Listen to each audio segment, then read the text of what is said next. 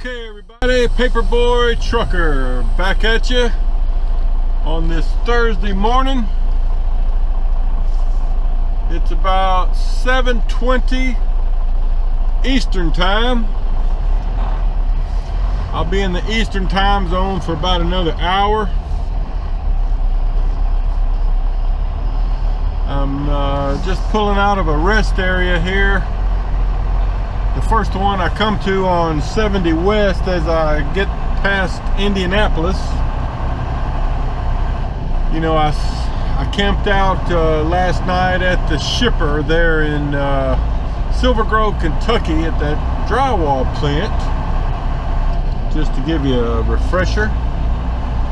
And I got up at 4 o'clock and hit the road about 4:30. That's when I got my clock back. So I've been driving about 3 hours. You know, I wanted to get an early start so I could get through Cincinnati before the traffic got bad. I really was unsure about getting through Cincinnati because for a long time they've had a lot of road work going on there.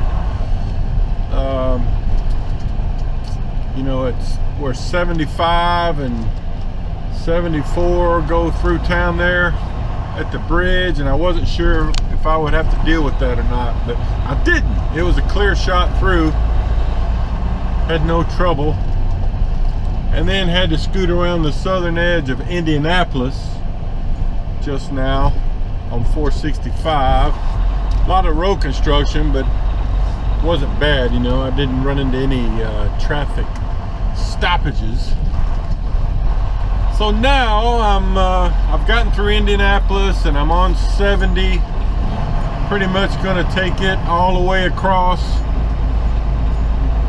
you know, across Illinois through St. Louis and over to Kansas City, and then head south to Kansas City a little bit on 49 to get to my customer, which is a Menards store. And the next time I stop, now that the sun is up, I'll try to get out and show you the load. It's nothing fancy, just a load of drywall with big tarps and some straps. But anyway, I wanted to talk a little bit while it was on my mind about, you know, I've got a fella, I think I mentioned him a little bit before, maybe in the last couple of days. His name's Ron. He lives up in the St. Louis area. And, you know, we've exchanged some emails. He's been watching my videos for a while, and he's an older guy like me. I think we're about the same age. He's had a, you know, his career. I think he even said he was well, I won't give too much information, but he's had successful careers and has made the decision now at this point in his life to get his CDL. In fact, he's, I think just this week, started a CDL schooling program up there close to where he lives, and is trying to decide which company to sign on with, you know, once he gets his CDL. He's looking at Maverick, and he mentioned a couple other companies, you know, and he's just trying to figure out what's the best choice for him. And I know he's already talked to at least 2 different Maverick recruiting folks, and you know, it sounds like, you know, the question with him is, well, one of the main questions is whether or not to choose to do flatbed or not. So let's address that first. You know, if you're getting your CDL, you've got choices. You know, you don't have to do flatbed. You can sign on and do just about anything. Just gotta find a company that'll hire you without any experience. So, you know, my pitch for doing flatbed which is nothing new if you've been watching my videos, and Ron knows this, but I kind of like the flatbed for a couple of reasons. One being that I get to get a little bit of exercise, you know, at least a few hours a week. I get out, I'm doing some work, you know, I'm walking around, I'm climbing up on the trailer, I'm pulling tarps, I'm pulling chains, I'm pulling over center binders, throwing straps.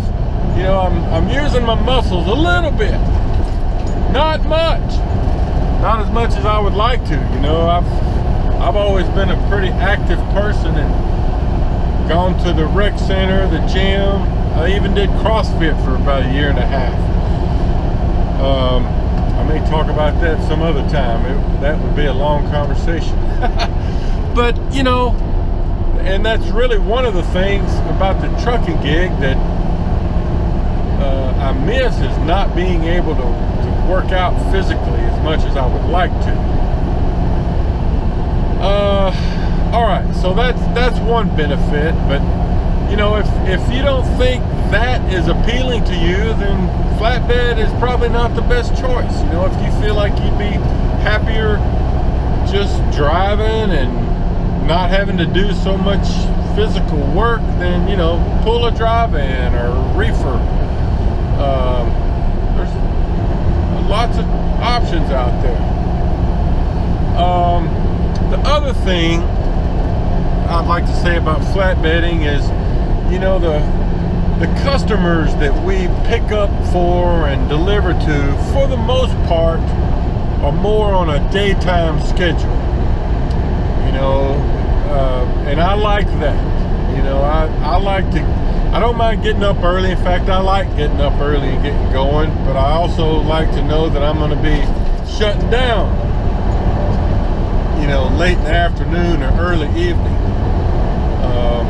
If you're pulling drive-in or especially refrigerated freight, you're going to be in more of a round-the-clock kind of a thing.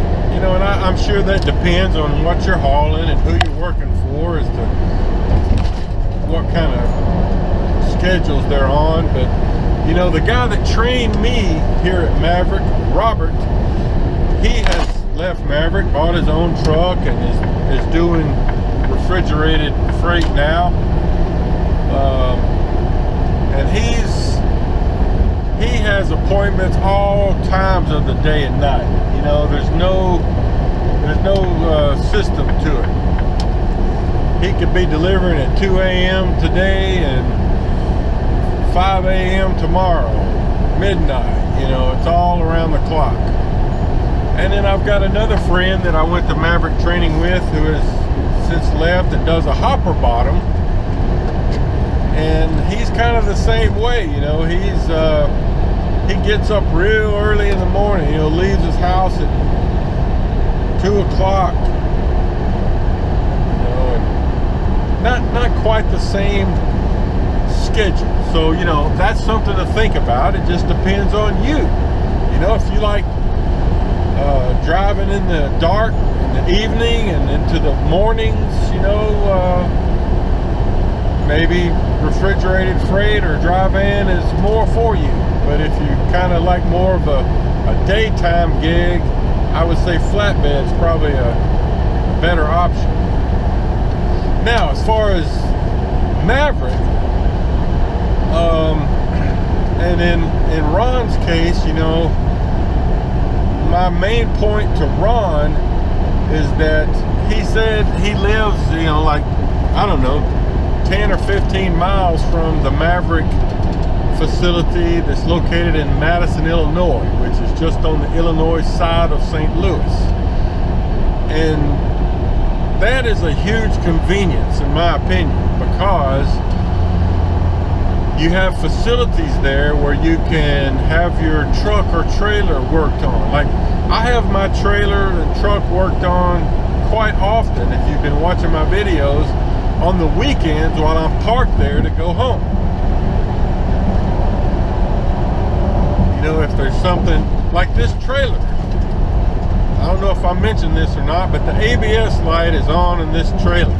I stopped at the North Little Rock yard the other day to have it looked at, and ended up not having it worked on because the light went off, but it came right back on 2 miles down the road. So I don't think it's anything major, but when I get home this weekend, I'll turn it into the shop and they'll fix whatever it was, you know, while I'm parked there for the weekend.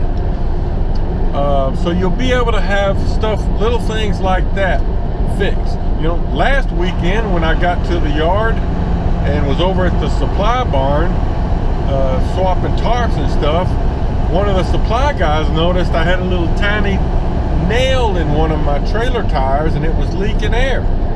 So I was able to sign it in, you know, after I parked, and they replaced that tire, you know. So that saves me a lot of time out on the road, you know, not having to have little things like that worked on as a breakdown issue, you know, and losing time while I'm out on the road. And being at the Maverick Madison, rough road there, facility, you can also get equipment when you need it. You know, if you need to swap out tarps, get some better tarps, or pick up some timbers or edge protectors, whatever it might be, you know, you can do that there. They also have a truck wash. You know, you can get your truck washed there without having to stop at a Blue Beacon while you're out on the road. Now Blue Beacon does a great job, but I'll tell you, you know, if you have to stop at a Blue Beacon while you're out on the road, you know, it might take you 40 minutes. It might take you an hour and a half. You know, sometimes you'll pull into a Blue Beacon and there's 7 trucks in line. You know, it's not like it just takes 20 minutes. So again, you're using time while you're out on the road. So that's a big thing, you know. You know, you can park your vehicle there at the Madison, Illinois facility and leave your truck and trailer there on the weekends. Just hop in your vehicle and drive home. You know, now I'm assuming, Ron, you live, you know, in a neighborhood. From some of the pictures that you had sent me, it looked like you live in a neighborhood setting, so taking your truck home may not be the best option for you, you know. It's like me, you know, I don't even know if I could get my truck into the streets to get to my house. I know at least one of the streets that leads into my house is restricted because it's got some low-hanging utility lines. But regardless, you know, those are some conveniences that you would have with Maverick being that close to the Madison, Illinois facility that you might not have with some of the other companies you're looking at. You know, maybe you do, I don't know. Now, the other point I want to make is living that close to the Madison, Illinois facility and the St. Louis area in general, you are in a great position for freight. I can't speak to the other companies you're looking for, but Maverick Freight is all through the St. Louis market. You know, not only do we have several flatbed freight people we pick up from all the time, but we're going through St. Louis all the time. You know, think about St. Louis. You know, you got I-70, I-55, I-64, I-44, all going right through there. You know, there's a reason why Maverick put a facility right there. It's because it's a great location for us. You know, we go through there all the time, so it would be easy to get you home loads. You know, and that's going to be that's a very important factor. You know, if you're like me, you know, I like to get home on the weekends, but even if you like to stay out longer than that, when it comes time to get you home, it's a lot easier for the ALMs and the fleet managers to get you home, you know, if you live in a strong freight lane, and you do. And that's probably going to be true for the other people you're looking at, the other companies you're looking at working for, I would assume. But I can tell you for sure, you're in a strong spot for Maverick freight. So, you know, Ron, I'm not trying to persuade you to, you know, to just come to Maverick because that's the only option, that's the best option. I just think it's a good option for you if you decide, you know, you want to do flatbed. You know, the decision is yours. You got to make the best decision for you. Sounds like you're a smart guy. You've thought this out. I can tell by the emails you've sent me. You've thought this out. You're looking at all the factors, and I'm confident you'll make a great decision. I'm just trying to give you my opinion. You know, you reached out to me, and I'm just trying to give you my opinion on the things you should consider. So, all right, guys, I guess that's enough talking for now. I've got about, I don't know, probably 45 minutes, 40 minutes till I hit the Indiana-Illinois border and then cross into Central Time. You know, as you get through Terre Haute and get into Illinois, that's where you cross from Eastern back into Central Time. So,